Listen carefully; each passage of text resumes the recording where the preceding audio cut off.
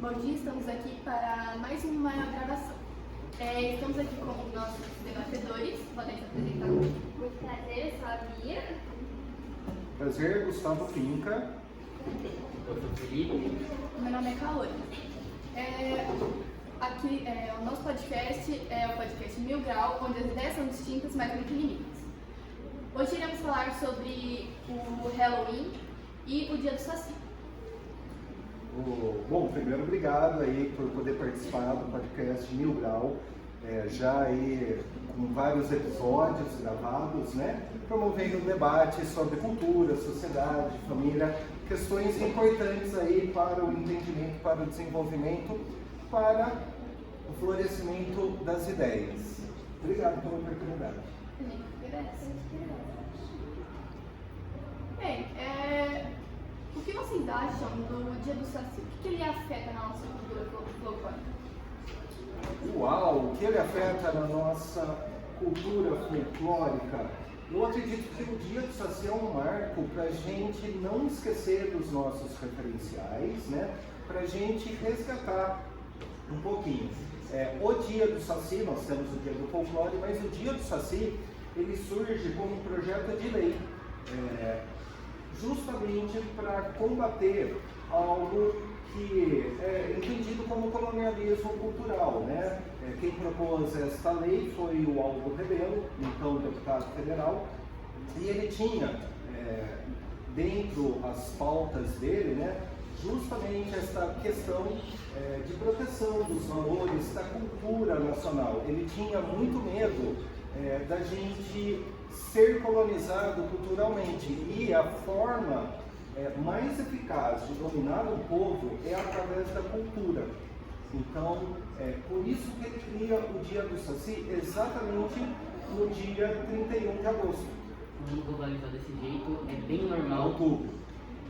O mundo globalizado desse jeito é bem normal as maiores potências colonizarem os outros países com a cultura deles, influenciando. Por exemplo, o Halloween. Halloween foi essa divisora, por isso que nasceu o Dia do Saci, para não combater. O Halloween, para mostrar que a gente tem uma cultura bonita, a gente tem coisas legais, vamos fazer isso. A gente não ficar se espelhando em outros. Por mais que a cultura do Halloween seja incrível também. Seja incrível, né? Gosto muito do folclore nacional, né? Mas se a gente pensar em cultura brasileira também, a gente tem que tomar um certo cuidado, né? Porque é difícil a gente entender o que é genuinamente brasileiro, né? Se a gente pensar, a nossa língua é uma língua europeia, né? As nossas religiões, elas têm matriz ou europeia ou africana. As coisas que a gente entende como sendo, né, típicas do Brasil, né, o carnaval, o futebol, também não foram originadas aqui, a festa junina. Então, os próprios personagens do folclore brasileiro, eles veem de uma matriz indígena, né, a maioria deles. Então, o que é brasileiro, né? Tipicamente, a gente tem que tomar cuidado para não se tornar impermeável às coisas, né? De um lado, a gente tem que se resguardar contra o colonialismo, mas de outro, a gente precisa assumir talvez uma postura antropofágica, né? Deglutir o que eles mandam para a gente e a partir daí criar algo novo, né? Porque o nosso carnaval, por exemplo, apesar de ele não ser originado no Brasil, ele é único, né? Qualquer seja o carnaval, né? O carnaval de rua, o carnaval das escolas de samba, o carnaval dos bloquinhos, qualquer que seja o carnaval que a gente pegar, ele é único, né? Ele é único, mesmo não sendo tipicamente brasileiro, mesmo não sendo originado no nosso país. O Brasil é um país que foi muito colonizado desde sempre, pelos portugueses, italianos, alemães, principalmente africanos. Então é muito normal ter essa aglomeração da cultura. É muito normal se misturar muita coisa. O Saci era originário da África, misturou junto com o povo indígena e criou esse ícone do nosso folclore. Então, tipo assim, a gente muda muita coisa, mas a gente ainda tem muita raiz nos nossos colonizadores, certo? O que vocês acham, o quão importante é a cultura para o nosso país? Porque a gente foi colonizado e tal, porém a gente mantém a nossa cultura intacta. Por mais que tivesse sido afetada, a gente tem uma cultura forte. Nós somos a nossa cultura. Ela permite a gente entender o que a gente pensa, como que a gente se relaciona. Nós somos a nossa cultura. Não é possível a gente pensar em nós brasileiros ou qualquer cidadão do mundo dissociado da cultura. Nós somos o produto da nossa cultura.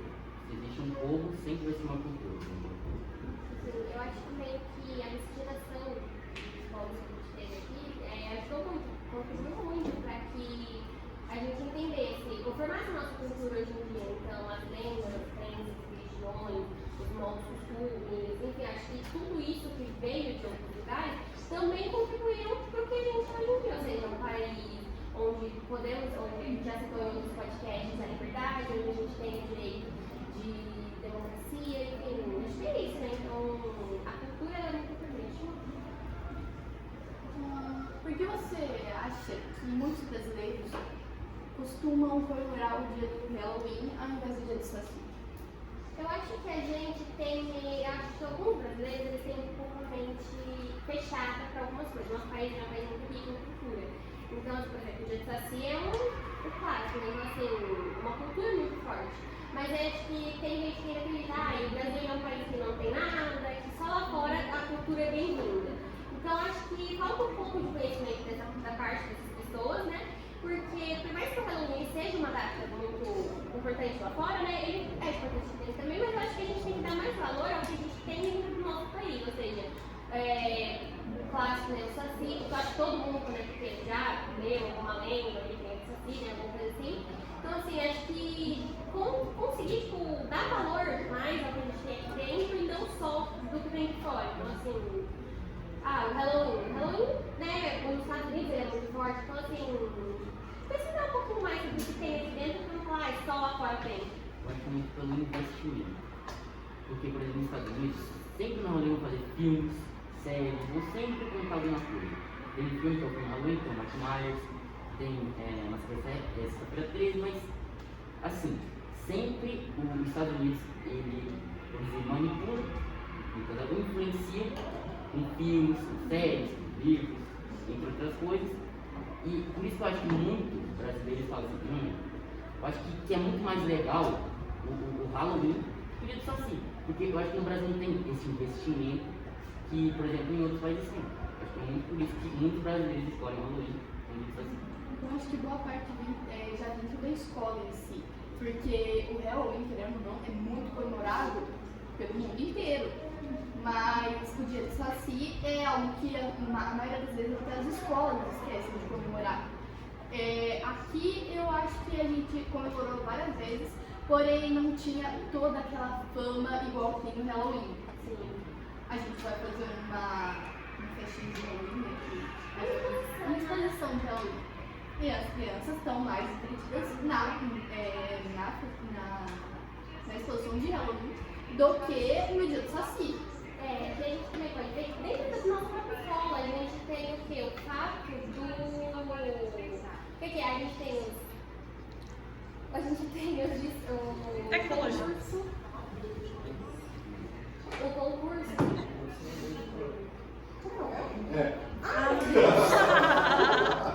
O poder da tecnologia, não imagina. Vocês vão.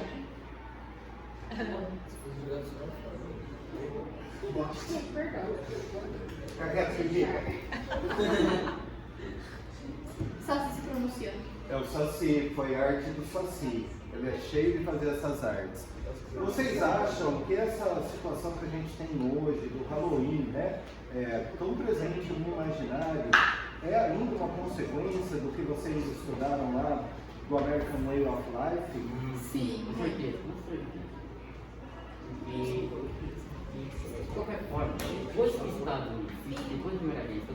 se considerar como a maior potência do mundo, ele pode ser controlado. Controlava a cultura, o modo de pensar, a economia, o ensino. Então, com certeza, isso é muito importante para essa colonização da cultura no Brasil. Com certeza, nossa, muito importante.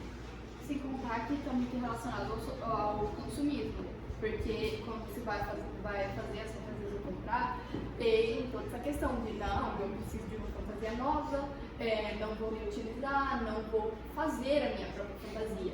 O pessoal vai na internet, compra, consome demais e isso está tudo relacionado ao mesmo meio offline. Sem contar que também tem relação à cultura religiosa. Porque o Halloween, ele veio muito tempo atrás, o povo celta e tudo mais. Porém, a igreja, quando chegou lá nos Estados Unidos, eles decidiram meio que alterar isso para uma forma mais religiosa. Tanto que dia 1 é o dia de Todos os Santos. Porém, eles preferiram continuar com a cultura do Halloween, se fantasiar dia 31, porque antigamente eles consideravam que dia 31 criava uma fraqueza entre a barreira que se trava no mundo que a gente vive e o outro mundo. Então, os espíritos maus, digamos assim, vinham para a Terra e a igreja, como queria continuar protegida, eles continuaram com essa cultura de se fantasiar para espantar os espíritos. No Brasil eu não vejo essa influência religiosa, eu vejo mais a parte festiva, né? Da brincadeira, né? Eu acho que nesse processo de contaminação, digamos assim, né? Ou de chegada e espalhamento do Halloween pelo território nacional, né?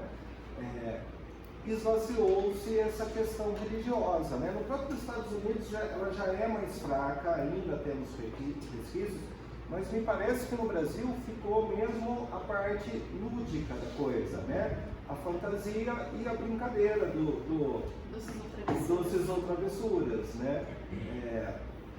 Eu acho que o que ficou pra gente foi o lúdico da festa, né? Sem contar que o Brasil melhora muitas coisas, né? O carnaval, por exemplo, é uma cultura muito forte aqui, é muito festejado e tal. Eu acho que também é uma forma que, querendo ou não, de um tempo pra cá, foi também já aumentar o número de algumas festas de, por exemplo, agora de fantasia.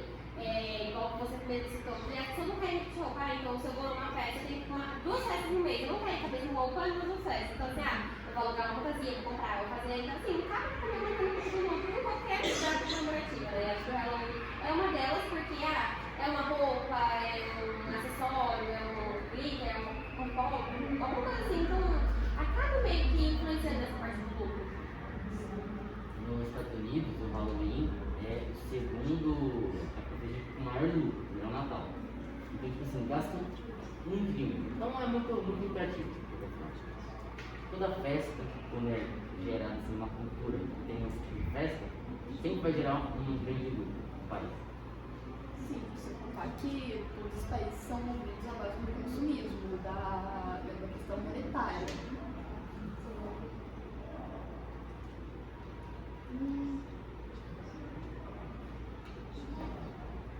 Bem, o que vocês consideram como folclore? Uau, quanta coisa! A gente tem 4 horas para conversar. Olha,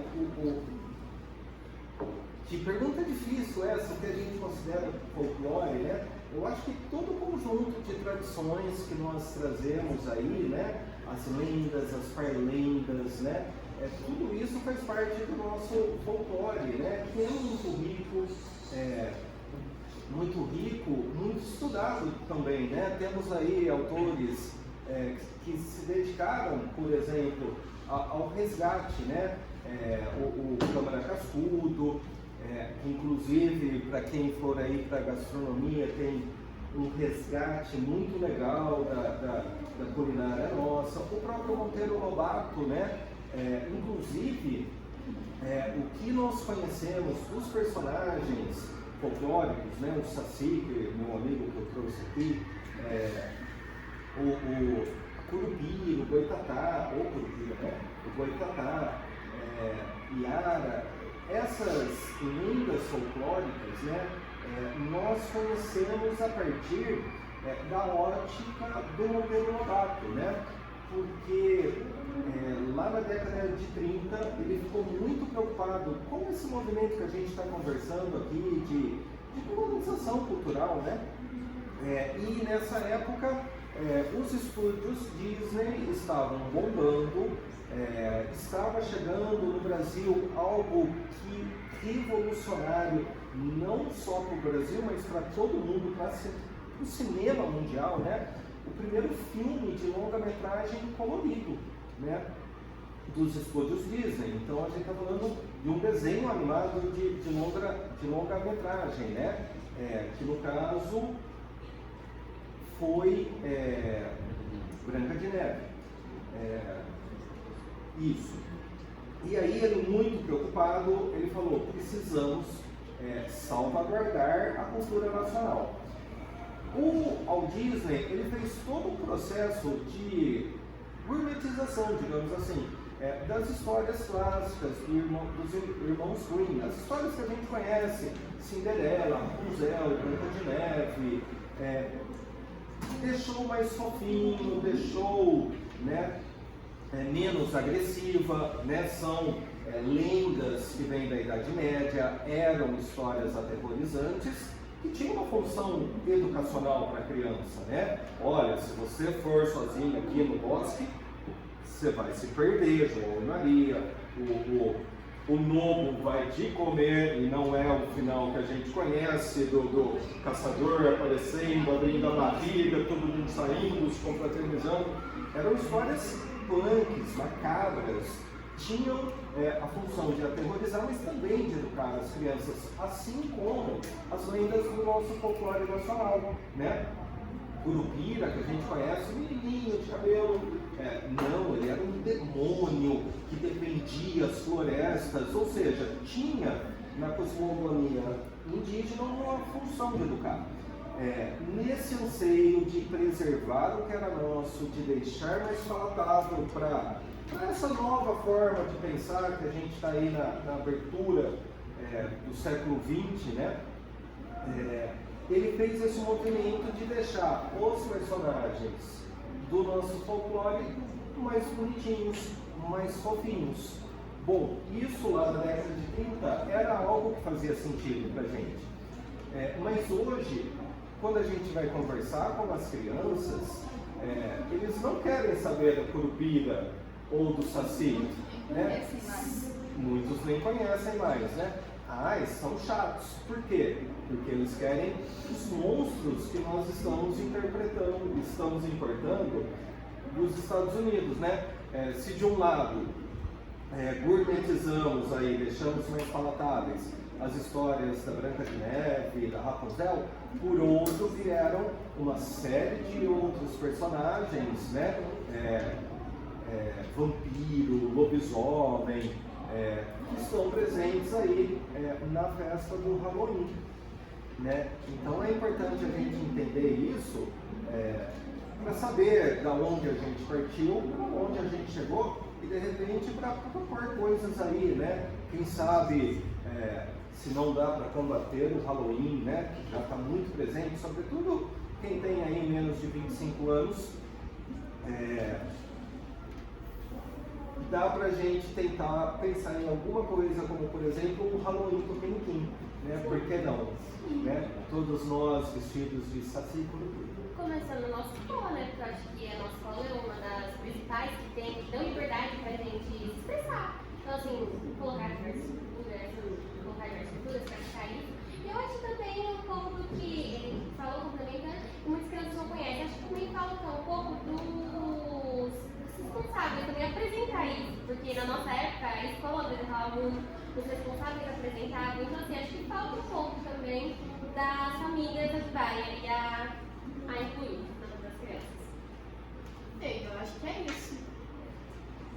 E aí? Somos favoráveis ou contrários ao Halloween? Meio termo. Eu acho que assim, como tem pessoas que gostam, tem pessoas que já não gostam tanto, acho que tá ali, igual a Tony falou, no meio termo, uma balança. Perfeito. Daria pra misturar os dois e fica as duas culturas juntas.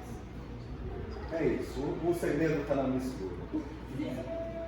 Com tempero brasileiro. Sim, muito obrigada pela sua participação. Eu agradeço muito. Fiquei muito feliz de estar aqui. Obrigado pela oportunidade. Sim, obrigada. Corta!